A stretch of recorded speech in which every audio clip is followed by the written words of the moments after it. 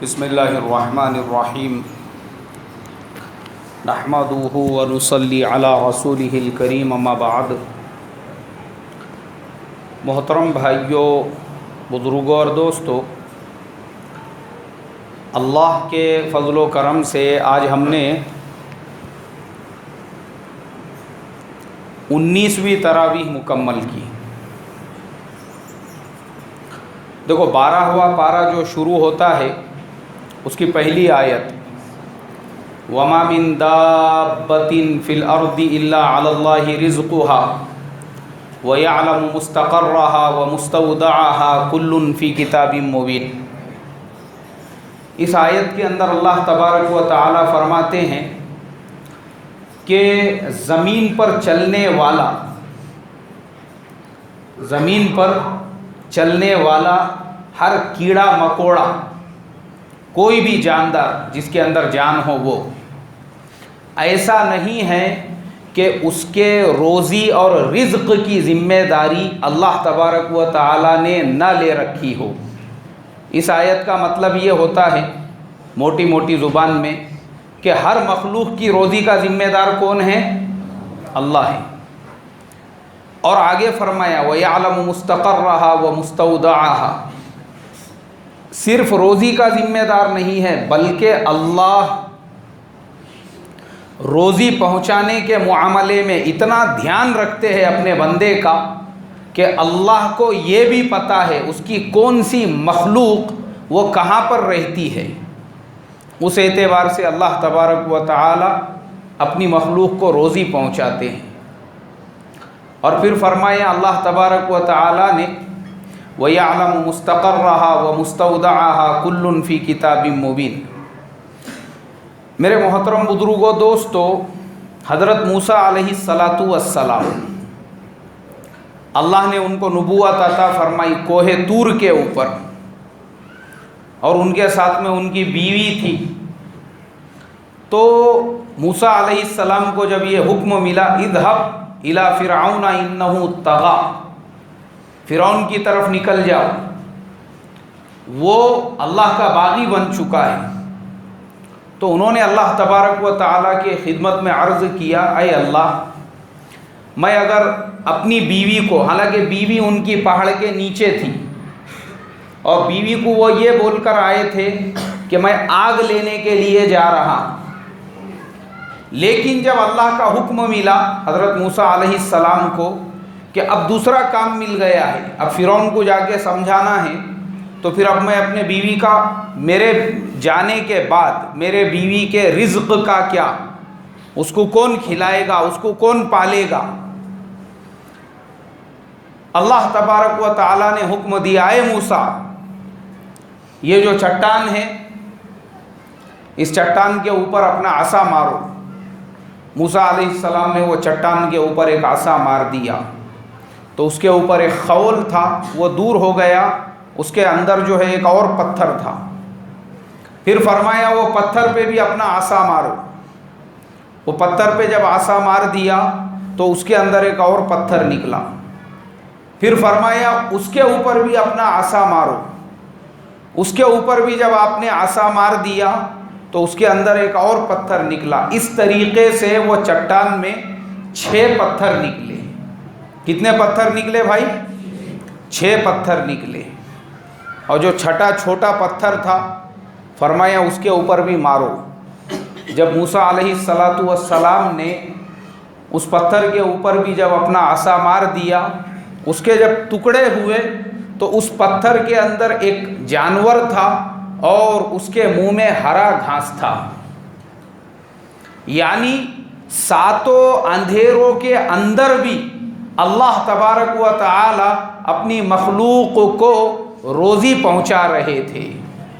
کیا پہنچا رہے تھے بھائی؟ روزی پہنچا رہے تھے۔ تو اللہ اپنے بندوں کو ایسے روزی پہنچانے والے ہیں۔ فرمایا کہ ہم جب روزی کے ذمہ دار ہیں تو ہم ہر حالت میں اپنے ہر مخلوق کو روزی پہنچائیں گے، اور اللہ اپنی ہر مخلوق کو روزی پہنچا رہا ہے۔ سینکڑوں واقعات ہیں، سینکڑوں۔ حضرت فضیل ابن عیاض کا واقعہ مشہور ہے فضائل صدقات کے اندر بھی لکھا ہوا ہے کہ کرد ایک قبیلے کا نام ہے، اور وہ قبیلے کے اندر کچھ لوگ ڈاکہ ڈالا کرتے تھے۔ ایک مرتبہ انہوں نے ڈاکہ ڈالے، ڈاکہ ڈالنے کے بعد وہ جو سارے ڈاکو تھے سائے کے اندر بیٹھے، تو ان کے سردار نے دیکھا کہ کھجور کے 3 درخت ہے، 2 درختوں کے اوپر کھجور لگی ہوئی ہے، اور بیچ میں ایک درخت ہے جس درخت کے اوپر جو ہے وہ بالکل سوکھا تنا ہے، وہ اس کے اوپر کچھ بھی نہیں ہے، اس کے اوپر پھل نہیں ہے، کچھ نہیں ہے، اس کا اوپر کا ٹوٹا ہوا ہے۔ تو ڈاکوؤں کے سردار نے یہ دیکھا کہ جس درخت کے اوپر پھل لگے ہوئے ہیں، ایک چڑیا وہ پھل والے درخت پر آتی ہے، کھجور لیتی ہے، اور جس درخت پہ کھجور نہیں ہے، خالی تنا ہے، وہاں پہ لے جا کر وہ کھجور ڈال دیتی ہے۔ 1 مرتبہ، 2 مرتبہ، 10 مرتبہ اس طریقے سے ہوا۔ تو وہ جو سردار تھا اس نے کہا کہ دیکھنا چاہیے، تو وہ سردار وہ جو خالی درخت کا جو تنا تھا اس کے اوپر چڑھ گیا، اور چڑھنے کے بعد اس نے جب دیکھا تو اس درخت کے اوپر ایک اندھا سانپ منہ کھول کے بیٹھا ہوا ہے، اور چڑیا کھجور توڑ توڑ کے وہ اندھے سانپ کے منہ میں ڈال رہی ہے۔ کون ہے بھائی روزی کا پہنچانے والا؟ اللہ ہے۔ اللہ نے چڑیا کو ذریعہ بنایا۔ کیا بنایا اللہ نے؟ چڑیا کو ذریعہ بنایا۔ چڑیا کے ذریعے سے اس کو روزی اللہ تبارک و تعالیٰ پہنچا رہے ہیں۔ تو اس کے لیے ہر مسلمان کا، ہر ایمان والے کا یہ عقیدہ ہونا چاہیے، یہ ایمان ہونا چاہیے کہ روزی تو اللہ دیں گے۔ روزی کون دیں گے بھائی؟ ہاں، اللہ دیں گے۔ اللہ ہر ایک کی روزی کے ذمہ دار ہے۔ اب ہمارے زمانے میں کسی کے ذہن میں یہ اشکال پیدا ہوگا، ارے بھائی اللہ جب روزی دینے والے ہیں تو پھر ہمارے سماج کے اندر، ہمارے معاشرے کے اندر کچھ لوگ تو ایسے ہیں کہ کروڑوں کی دولت ہے، بنگلوں میں، حویلیوں میں رہتے ہیں۔ کچھ لوگ ایسے ہیں جو غربت کی زندگی گزارتے ہیں، فاقہ کشی کی زندگی گزارتے ہیں، افلاس کی زندگی گزارتے ہیں، اور بہت سارے تو ایسے ہیں جو بھیک مانگ کر اپنے گھر بار کا نظام چلاتے ہیں۔ جب اللہ روزی دینے والا ہے تو پھر یہ بھیکاری کیوں ہے؟ جب اللہ روزی دینے والا ہے تو غریب کیوں ہے؟ جب اللہ تبارک و تعالیٰ ہی روزی کا مالک ہے تو سماج کے اندر یہ اونچ نیچ کس وجہ سے ہے؟ میرے محترم بزرگوں، دوستو، اب میں آپ کو اللہ کے نبی کے زمانے میں لے کر چلتا ہوں۔ نبی اکرم صلی اللہ علیہ وسلم نے اپنی زندگی میں جو سماج بنایا تھا، جو معاشرہ بنایا تھا، صحابہ اکرام کا معاشرہ، مکہ والے جو صحابہ تھے وہ سب تاجر تھے، ان کو مہاجر کہا جاتا تھا، اور مدینہ والے جو صحابہ تھے وہ سب انصار تھے، جو کاشتکار تھے، باغبانی کا کام کرتے تھے، جن کے باغات تھے مدینہ منورہ کے اندر۔ دونوں کا نظام الگ تھا۔ اب ہمارے نبی پاک صلی اللہ علیہ وسلم نے امت کو خود کے پیروں پہ کھڑے رہنا سکھایا۔ کیسے سکھایا؟ نبی اکرم صلی اللہ علیہ وسلم مدینے کے بازار میں جاتے ہیں، اور بازار میں جانے کے بعد جو مہاجر صحابہ تجارت کرتے تھے ان کو تجارت کے فارمولے بتاتے کہ یہ بزنس کرو، یہ تجارت کرو، اس کو ایسا کریں گے تو ایسا نفع ملے گا، اور ایسا کریں گے تو ایسا نفع ملے گا، ایسا فائدہ ہوگا۔ اور انصار مدینہ جو باغبانی کرتے تھے، اللہ کے نبی ان کے کھیتوں میں جاتے، باغوں میں جاتے ان کے، اور ان کے باغوں میں جا کر اللہ کے نبی صلی اللہ علیہ وسلم ان کو باغبانی کے فارمولے بتاتے۔ اس کو عربی میں تعبیر کرنا کہتے ہیں کہ ایک درخت کے اندر دوسرے درخت کی قلم گھسڑنے کا، اور وہ گھسڑنے کے بعد ایک تیسرا درخت پیدا کرنے کا۔ ہمارے آج کے زمانے میں بھی وہ قلم لگائی جاتی ہے۔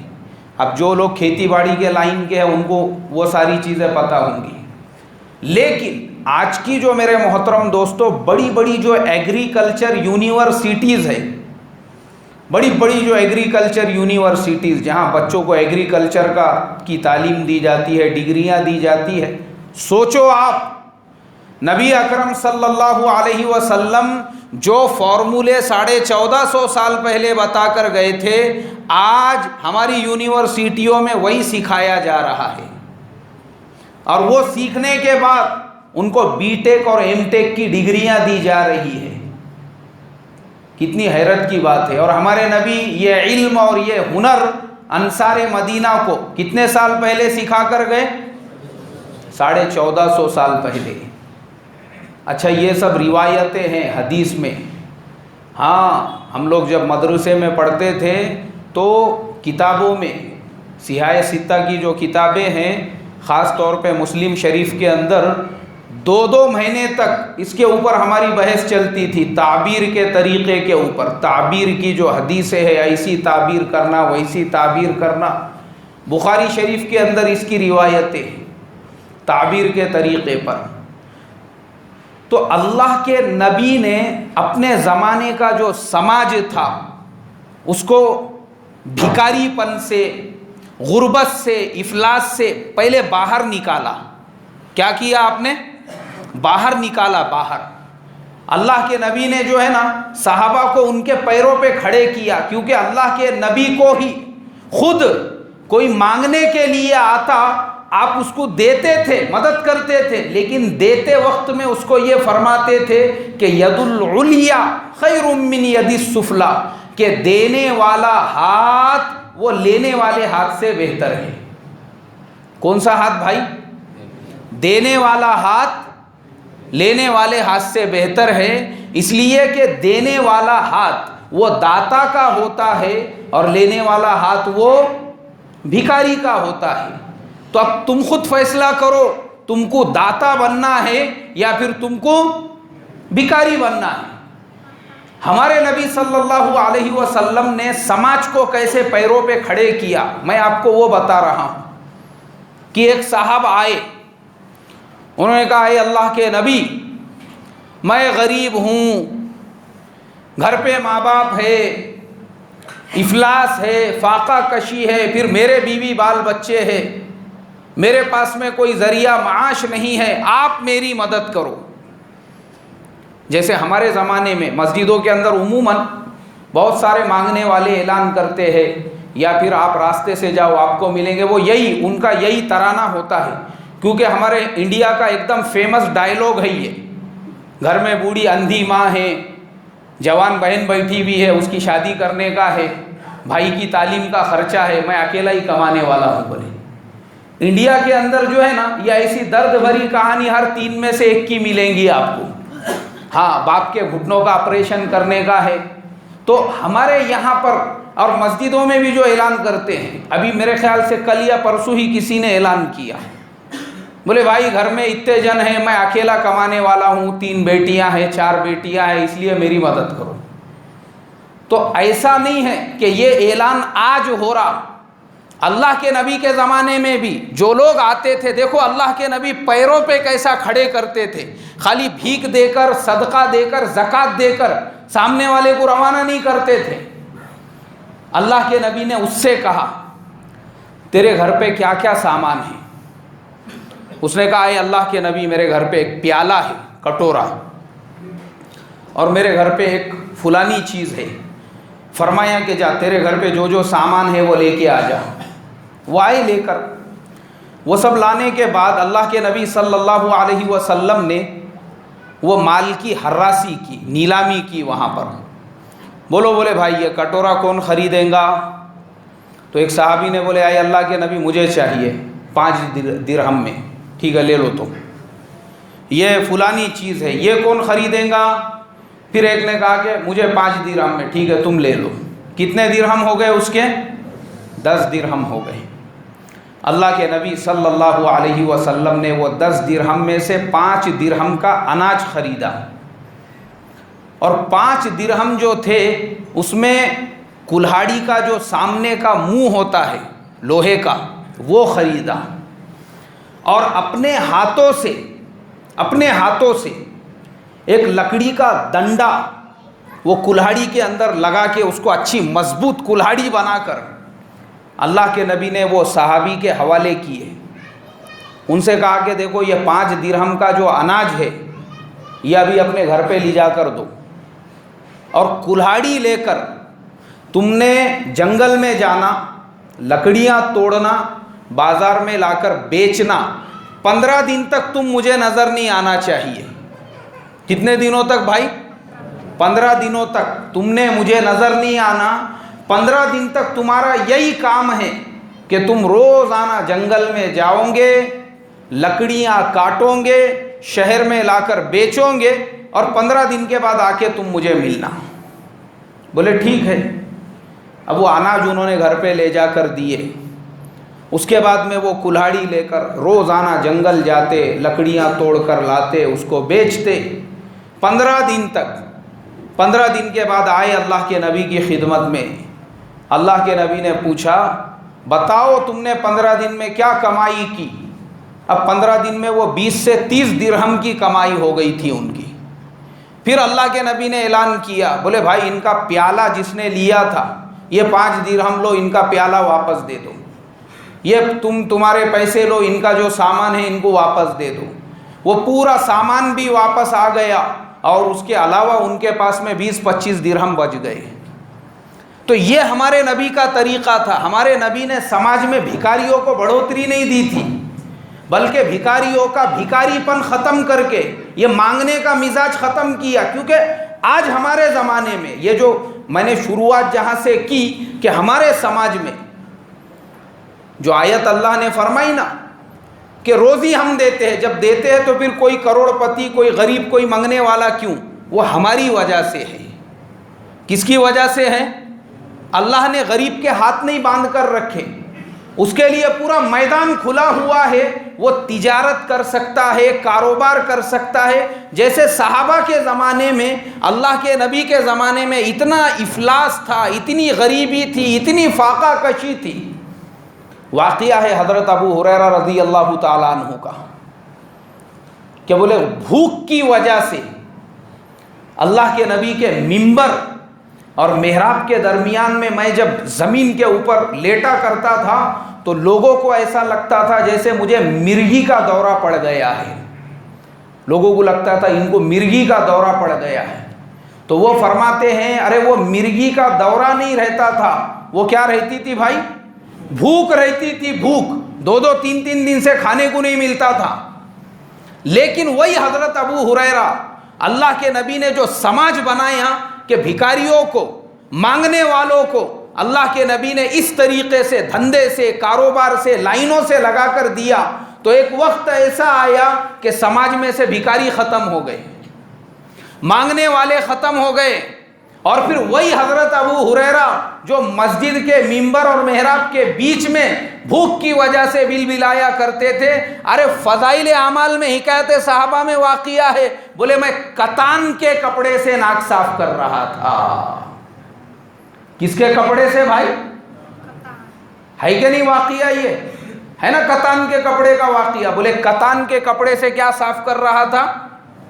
ناک صاف کر رہا تھا۔ ہمارے زمانے میں تو ہم نے دیکھے بھی نہیں ہوں گے کتان کا کپڑا کس کو بولتے ہیں۔ معلوم ہے کیا کتان کا کپڑا؟ کتان کی الگ الگ کوالٹی آتی۔ جو ہائی لیول کا کتان ہوتا ہے اس میں ایک دھاگا سونے کا ہوتا ہے، دوسرا دھاگا ریشم کا ہوتا ہے۔ اتنے بھاری کپڑے سے کیا صاف کر رہے تھے؟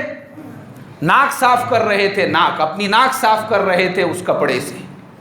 ایک وقت ایسا آیا، اور ایک وقت کیسا تھا کہ بھوک کی وجہ سے مسجد کے منبر اور محراب کے درمیان میں بلبلایا کرتے تھے۔ تو سماج میں چینجز کیسے آیا؟ حضرت عدی ابن حاتم وہ مسلمان نہیں ہوئے۔ اللہ کے نبی صلح حدیبیہ کے بعد میں مکے کے سفر پر تھے، یا فتح مکہ غالباً ہو چکا تھا، بیت اللہ کا طواف کر رہے تھے۔ عدی ابن حاتم بھی آئے۔ اب وہ عدی ابن حاتم جو ہے وہ بھی اللہ کے نبی کے پیچھے پیچھے تھے۔ اللہ کے نبی طواف کرتے کرتے آپ نے فوراً پلٹ کر کہا اے عدی ما یمنعک عن الاسلام، کیوں مسلمان نہیں ہوتے، کیوں رکے ہوئے ہو ابھی تک اسلام سے؟ کیا خیالات تمہارے دل کے اندر چل رہے ہیں؟ یہی خیال آ رہا ہے نا کہ ہم کو ان مسلمانوں نے نکال دیا؟ بولے اے اللہ کے نبی، ہاں میں یہی سوچ رہا ہوں کہ مسلمان اتنے طاقتور کیسے ہو گئے۔ اللہ کے نبی نے فرمایا عدی سن لے، ایک وقت ایسا آئے گا، یہ جو مسلمان ہیں، یہ جو ایمان کی باد بہاری ہے، اس کی وجہ سے سماج کے اندر ایک ایسا ماحول بنے گا، ایک ایسا سماج کریٹ ہوگا، ایک اکیلی عورت یمن کے شہر صنعاء سے چلیں گی، مکۃ المکرمہ آئے گی، بیت اللہ کا طواف کریں گی، حج کریں گی، واپس اپنے ملک کو جائے گی، جو سونے چاندی کے زیورات سے لدی ہوئی ہوں گی، اس کو پورے راستے میں نظر اٹھا کے دیکھنے والا کوئی نہیں ملے گا۔ حالانکہ جس وقت میں یہ بات بول رہے، وہ وقت ایسا تھا کہ 200-300 لوگوں کا قافلہ جاتا تھا تو اس کو لوگ لوٹ لیتے تھے۔ اب آپ سوچو، جب 200-300 کے قافلے کو لوٹ لیتے تھے، اکیلی عورت کو کوئی چھوڑتا تھا کیا بھائی؟ اور وہ بھی سونے چاندی کے زیورات میں لدی ہوئی۔ لیکن اللہ کے نبی نے پیشن گوئی فرمائی، فرمایا عدی ایمان آئے گا نا تو ساتھ میں امن بھی آئے گا۔ ہاں، مولانا یونس صاحب رحمۃ اللہ علیہ یہ واقعہ بار بار سناتے تھے۔ پھر اس کے بعد مولانا فرماتے تھے، یہ واقعہ سناتے ہوئے اللہ کے نبی نے پھر فرمایا عدی سن لے، کسریٰ کا نام سنا ہے؟ کسریٰ کا؟ بولے اللہ کے نبی کسریٰ کو کون نہیں جانتا، سب جانتے ہیں کسریٰ کو۔ ہاں، بولے کسریٰ کی حکومت کا مالک اللہ مسلمان کو بنائے گا۔ حضرت عدی سوچنے لگے، ابھی تو ان کے خود کے واندے ہیں، فاقہ کشی ہے، غربت ہے، افلاس ہے، اور کیسے کسریٰ کا مالک اللہ ان کو بنائے گا؟ پھر فرمایا عدی سن لے، ایمان آئے گا تو اتنا امن آئے گا، زکوٰۃ کے دینے والے سب ہوں گے اور زکوٰۃ کا لینے والا کوئی بھی نہیں ہوگا۔ حضرت عدی بن حاتم فرماتے ہیں، اللہ کے نبی کا وصال ہو گیا، حضرت عمر فاروق کے زمانے میں روتے تھے اور لوگوں کو بولتے تھے اللہ مجھے معاف کرے۔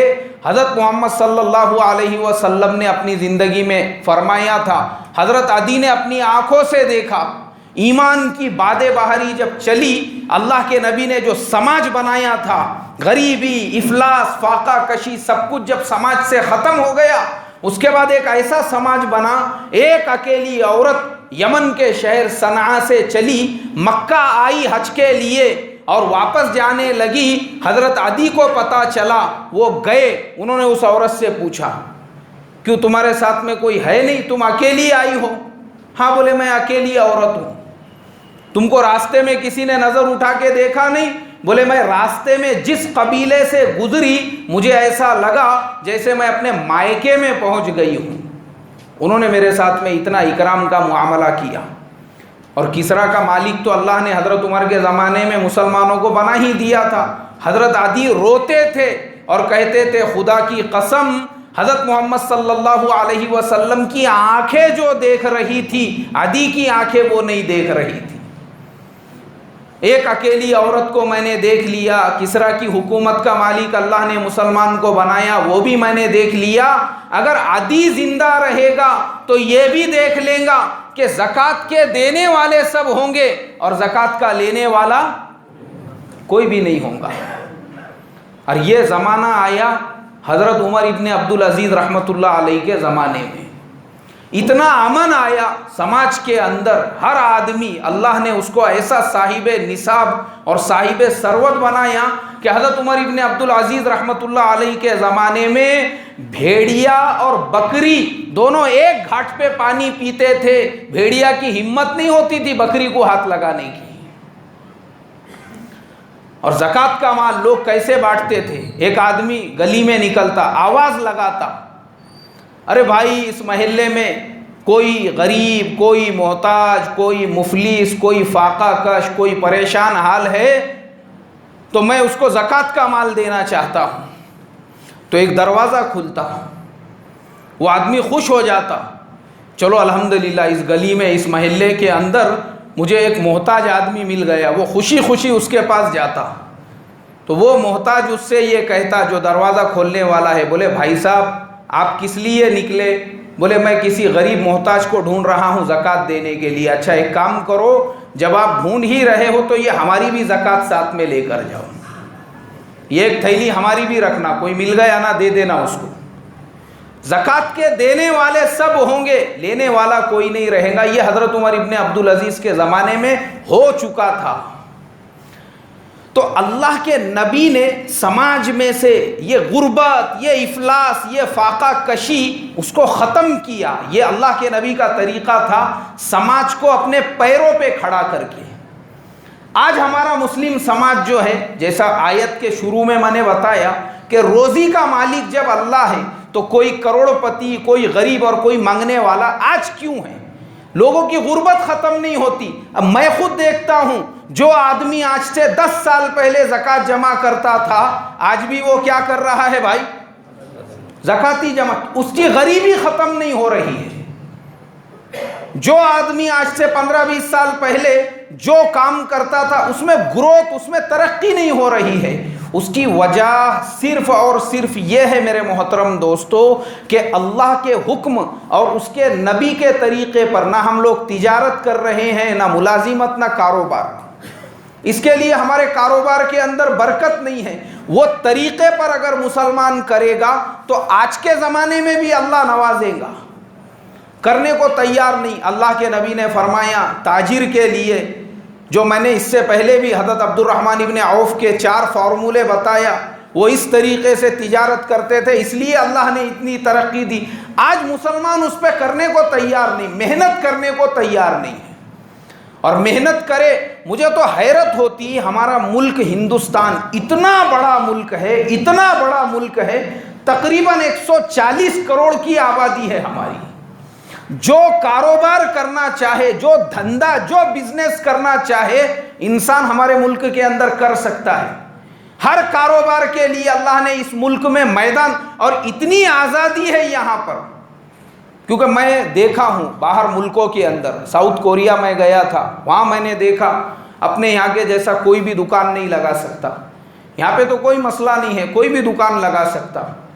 وہاں پہ بغیر ڈرائیونگ لائسنس کے آپ ٹیکسی نہیں چلا سکتے، آپ رکشہ نہیں چلا سکتے، آپ کچھ بھی نہیں کر سکتے۔ اب ہمارے یہاں تو ایسا ہے الحمدللہ کہ کوئی مسئلہ نہیں ہے، آدمی سالوں سے رکشہ چلا رہا ہے، ٹیکسی چلا رہا ہے، کوئی پوچھنے والا ہے کیا بھائی؟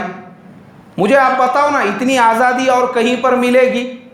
کہیں پر بھی نہیں۔ دنیا میں اتنی پابندیاں ہیں۔ میں نے میری آنکھوں سے سعودی میں دیکھا، ایک آدمی جو ہے وہ کچھ تو بھی تجارت کر رہا تھا، فوراً وہاں پہ گاڑی آ گئی کارپوریشن کی، اور انہوں نے وہ پوری گاڑی اٹھا کے ڈال دی ہے، اس کی جو 4 ویلر ہوتی ہے نا، پوری گاڑی اٹھا کے، کیونکہ وہ ملک، وہاں کے قانون اتنے سخت ہیں۔ ہمارے یہاں پہ تو زمانے سے آدمی بغیر لائسنس کے گاڑی چلا رہا ہے، کوئی پوچھنے کو تیار نہیں۔ اور وہاں ایسا ہے، اگر آپ کے پاس میں لائسنس نہیں ہے اور آپ کی گاڑی مان لو 10 کروڑ کی ہے، تو ان کو اس سے کچھ لینا دینا نہیں ہے۔ آپ کی آنکھوں کے سامنے ان کے ساتھ میں گاڑی ہوتی ہے، وہ گاڑی کے 2 ٹکڑے کر دیتے ہیں، چاہے آپ کی کار کتنی بھی مہنگی کیوں نہ ہو۔ لائسنس نہیں ہے، اس کے بغیر گاڑی چلا رہے، یہ سزا۔ تو مجھے حیرت اس لیے ہوتی ہے کیونکہ ہم نے الگ الگ ملکوں میں دیکھا ہے جا کر، اتنی سختیاں ہیں، اتنی پابندیاں ہیں۔ چائنا گئے ہم، موبائل فون ہمارا بند ہو گیا۔ ارے بھائی، میں بولا کیوں موبائل بند ہو گیا؟ بولے نہیں، چائنا میں تم گوگل، یوٹیوب، فیس بک اور کیا رہتا وہ واٹس ایپ، یہ وہ کچھ استعمال نہیں کر سکتے۔ چائنا میں سب چائنا کا نظام چلتا، بولے یہاں کا گوگل بھی چائنا کا ہے، سب یہاں پہ چائنا کا ہے۔ اور ہمارے ملک میں اتنی آزادی ہے الحمدللہ، ہر چیز کی پوری آزادی۔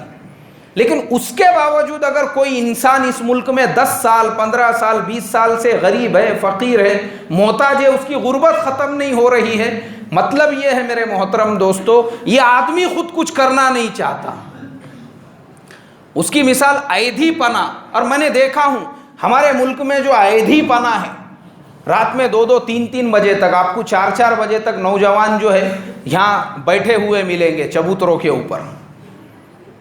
اور صبح میں کب اٹھ رہے ہیں؟ میاں بھائی کی دکان صبح میں 12 بجے کھل رہی ہے، 1 بجے ادھر ظہر کی اذان ہو رہی ہے، ادھر میاں بھائی بستر میں سے اٹھ رہا ہے، ہاں ظہر کی نماز کے ٹائم پہ۔ اب آپ بولو کاروبار اگر ظہر کے وقت سے شروع ہوگا، برکت ہوں گی کیا بھائی اس کے اندر؟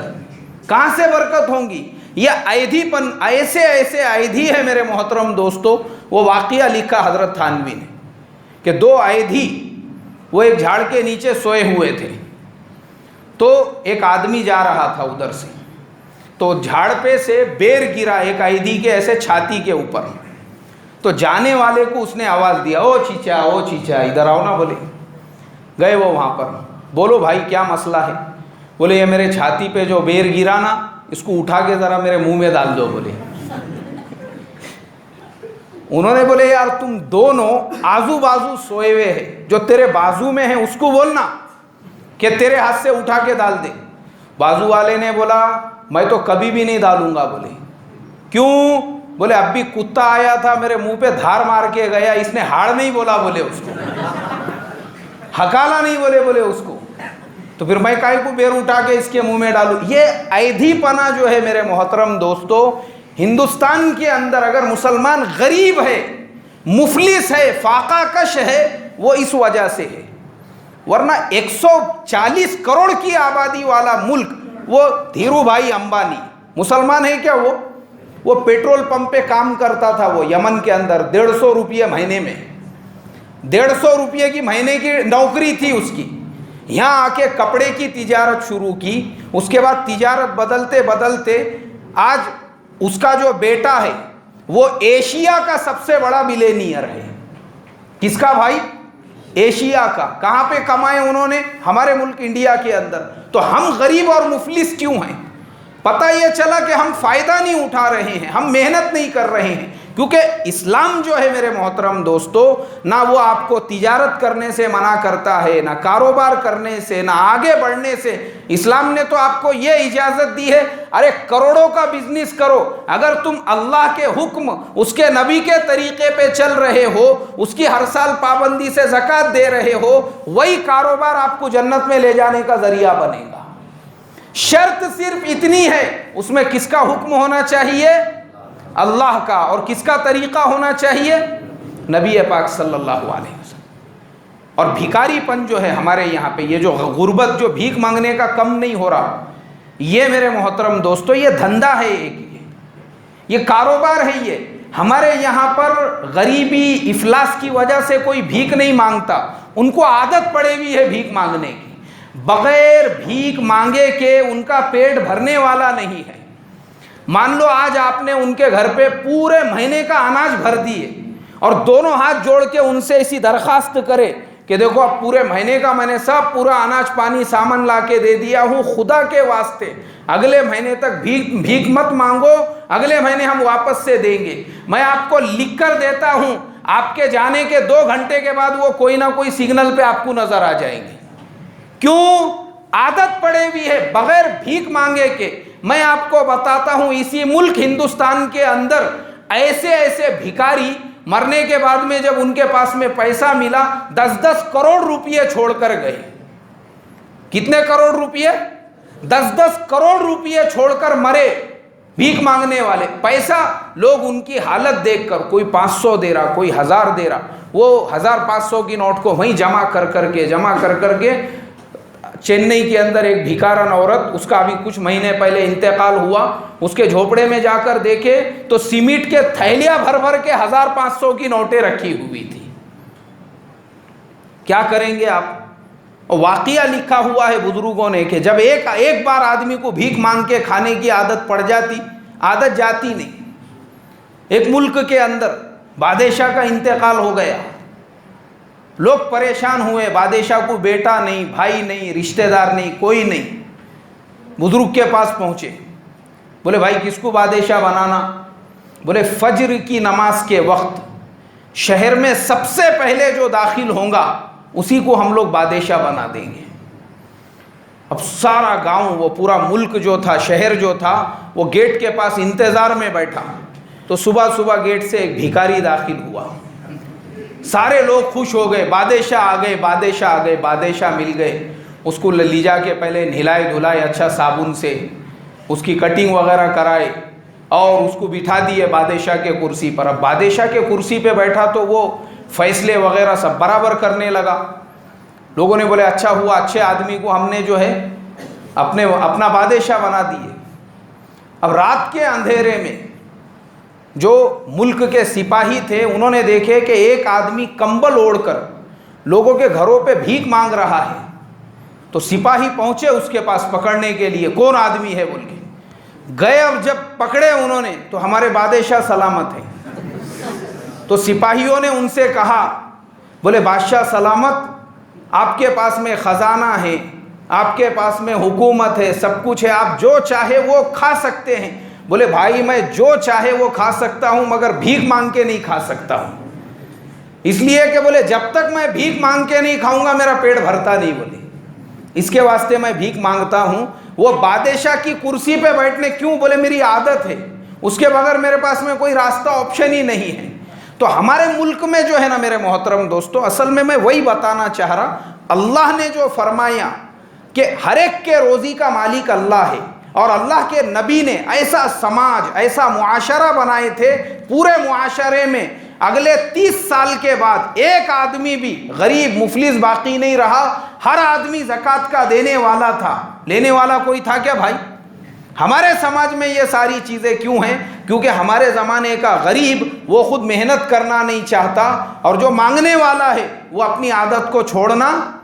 اللہ میری تمہاری حفاظت فرمائے اور مجھے اور آپ کو نبی پاک صلی اللہ علیہ وسلم کی سنتوں پہ چلنے والا بنائے, اور اللہ کے حکم اور اس کے نبی کے طریقے پر ہم کو اپنی ملازمت, تجارت, کاروبار کرنے والا بنائے. سبحان اللہ و بحمدہ, سبحانک اللہم و بحمدک, نشہد ان لا الہ الا انت, نستغفرک و نتوب الیک.